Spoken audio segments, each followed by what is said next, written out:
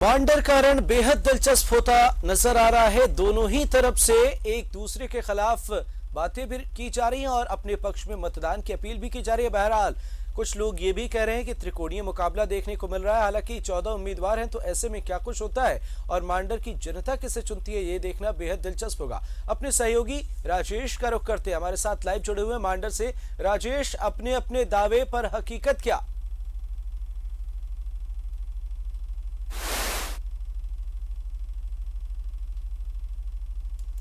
राजेश, क्या आप तक आवाज पहुंच पा रही है? आपसे जानना चाहेंगे क्या कुछ आप देख पा रहे हैं, क्या कुछ मांडर में फिलहाल चल रहा है, क्या कुछ हकीकत है? दोनों ही पार्टियां खासकर चुनावी सभाएं कर रही हैं और यहां पर त्रिकोणीय मुकाबला भी देखने को मिल रहा है, तो ऐसे में क्या कुछ जानकारी?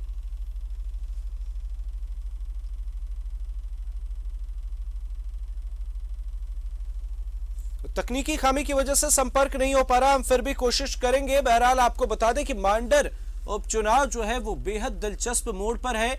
दोनों ही तरफ से, खासकर बीजेपी और कांग्रेस की अगर हम बात करें, तो दोनों ही तरफ से एक बेहतर प्रचार प्रसार करने की कोशिश की जा रही है। जनता के बीच दोनों ही पार्टियों के नेता पहुंच रहे हैं, अपनी अपनी बातों को रख रहे हैं और अपने पक्ष में मतदान की अपील कर रहे हैं। मांडर उपचुनाव में सभी जो सियासी पार्टियां हैं अपनी पूरी ताकत झोंके हुए हैं। न सिर्फ बीजेपी, न सिर्फ कांग्रेस, बल्कि तमाम पार्टियां जो हैं वो जनता के बीच जा रही हैं। बीजेपी और कांग्रेस के दिग्गज नेताओं की ताबड़तोड़ चुनावी सभाएं देखने को मिल रही है। जानकार बता रहे हैं कि यहाँ पर त्रिकोणीय मुकाबला देखने को मिल रहा है, पर दोनों ही पार्टियां जो है खासकर वो अपनी अपनी जीत का दावा कर रही हैं। पर देखना बेहद दिलचस्प होगा कि जनता किसे अपना प्रतिनिधित्व का मौका देती है, जनता किसे चुनती है। ये बेहद खास है क्योंकि 10 से ज्यादा उम्मीदवार है। सहयोगी राजेश का रुख करते हमारे साथ लाइव जुड़े हुए। राजेश, अपने अपने दावे पर हकीकत क्या?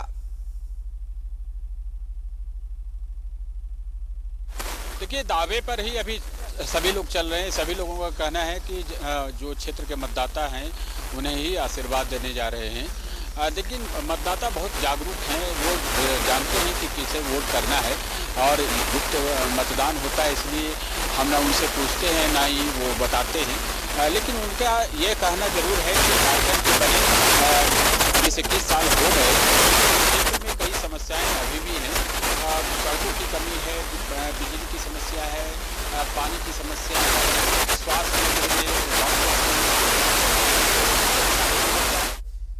तकनीकी खामी है। राजेश, आपसे फिर संपर्क करेंगे और तमाम मामलों पर जानकारी चाहेंगे। बहरहाल बहुत बहुत शुक्रिया इन तमाम जानकारियों के लिए। फिर से कोशिश करेंगे हम आपसे जुड़ने की।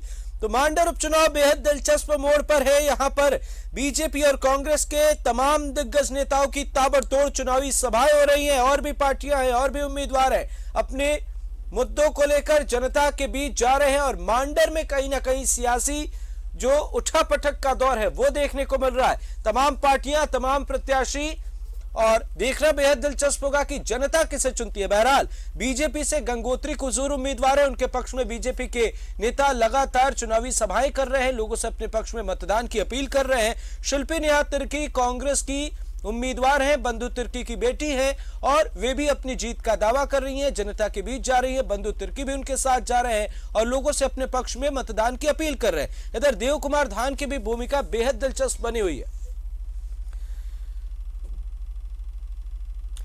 राजेश से जुड़ने की कोशिश करते हैं। राजेश, क्या कुछ मांडर में देखने को मिल रहा है? और इसके साथ ये भी जानना चाहेंगे कि गंगोत्री कुजूर की कैसी स्थिति है, किस तरीके से वो प्रचार प्रसार कर रही हैं। शिल्पी निहात तिर्की की तरफ से क्या कुछ किया जा रहा है? शिल्पी निहात तिर्की की तरफ से जानकारी मिल रही है कि बंधु तिर्की भी उनके साथ जा रहे हैं। और देव कुमार धान की भूमिका कैसी नजर आ रही? देखिए, दोनों तरफ से जोर लगाया गया है। देखिए, प्रमुख रूप से दो ही मुकाबले में है और जैसा कि आपने कहा कि कांग्रेस की प्रत्याशी जो हैं वह सरकार में सत्तारूढ़ दल है, उनका समर्थन उन्हें प्राप्त है, तो सभी लोग उसमें लगे हुए हैं। और चूंकि यह सीट भी बंधु तिर्की की वजह से खाली हुई थी और उनकी सुपुत्री इस चुनाव मैदान में है, तो जो अलायंस है उनके सभी लोग इस चुनाव में प्रचार में लगे हुए हैं और उन्हें भरोसा है कि जिस प्रकार से बंधु तिर्की को इस क्षेत्र की जनता 2019 में जिताई थी और उससे कहीं अधिक मत से वो जीतेंगी। लेकिन इधर बीजेपी का कहना है कि सरकार के अब तक के कामकाज का लोगों ने नज़ारा देख लिया है और अब जनता यह गलती करने वाली नहीं है, क्योंकि 2.5 साल में इस सरकार ने कुछ भी नहीं किया है, सिर्फ अपने स्वार्थ की पूर्ति में लगी रही। तो बीजेपी के जितने तमाम नेता हैं वो जहां भी सभा को संबोधित कर रहे हैं, चाहे वो अन्नपूर्णा देवी हों, बाबूलाल मरांडी हों, दीपक प्रकाश हों या कल अर्जुन मुंडा भी बोल रहे थे, ये सभी लोग यही कह रहे हैं कि जिस प्रकार से इस सरकार का परफॉर्मेंस रहा है उससे जनता बहुत निराश है और वो बीजेपी को विकल्प के रूप में देख रही है, इसलिए उनका पलड़ा भारी है।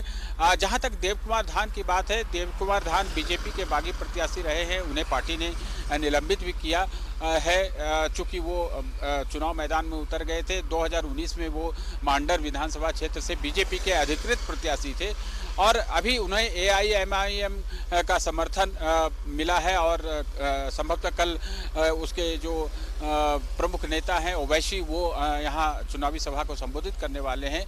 तो देखिए कहीं न कहीं ये देव कुमार धान एक मजबूत चेहरा है इस क्षेत्र में, उनके अपने भी अपने स्तर से भी वोट है, लेकिन बीजेपी के बाबूलाल ने कहा कि उनके चुनाव मैदान में होने से कोई नुकसान नहीं होना है, वो अपनी ताकत पे चुनाव लड़ रहे हैं, लेकिन ये नुकसान बिल्कुल बिल्कुल राजेश, पर दावे और वादे एक तरफ, अगर हम समीकरण की बात करें तो समीकरण कैसे नजर आ रहे हैं यहाँ पर?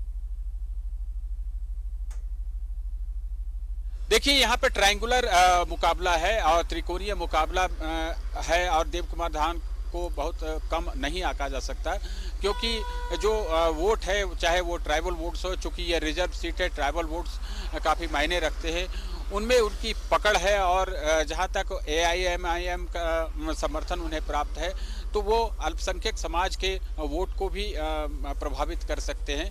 अब कितना करेंगे ये अलग विषय है, लेकिन कुछ ना कुछ तो उनका अपना वोट बैंक है भी और वो एक चेहरा माने जाते हैं, इसलिए बीजेपी ने 2019 में उन्हें प्रत्याशी बनाया था, लेकिन इस बार उन्हें टिकट नहीं दिया गया। पुरानी जो प्रत्याशी गंगोत्री, बिल्कुल ये देखना बेहद दिलचस्प होगा कि क्या कुछ यहाँ समीकरण सामने आते हैं और जनता किसे चुनती है। बहुत बहुत शुक्रिया इन तमाम जानकारियों के लिए। हमारे सहयोगी राजेश हमारे साथ लाइव जुड़े और हमारे तमाम सहयोगी मांडर में मौजूद है। पल पल की अपडेट हम अपने दर्शकों तक पहुंचा रहे हैं।